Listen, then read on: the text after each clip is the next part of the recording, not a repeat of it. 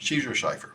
And here's an example of a simple way to do it. You have plain text equals apple. You're going to have an empty string for the ciphertext. Now for every character in the plain text, you take the ord of C, which is the ASCII number that represents C, you add 1 to it, and then you add that character back to ciphertext. And I print each character here so you can see how it works. A is 65, so adding 1 is 66.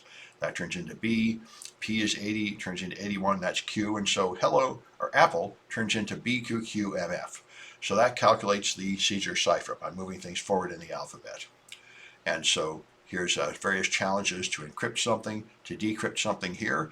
In this case, you don't know the key, so you have to try all keys from 1 to 25, and if you just look at the 25 lines of output, one of them will be readable and the rest will all be gibberish.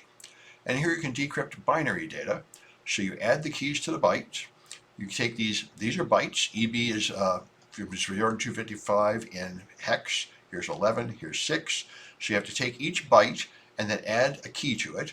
And if it goes over 255, you wrap it around to 0. And then you'll find out one of these will also turn into readable ASCII when you retrieve it from hex encoding. And here's one where you have an image, and you can decrypt it. The decrypted file is a ping image, and if you read information about the portable network graphics specification, you'll find out that there are some bytes near the start of a ping that always have certain values. So from them you can tell which key is correct. And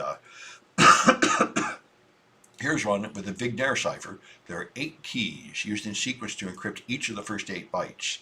And the same 8 keys are used for all the other 8-byte blocks. So that is more difficult.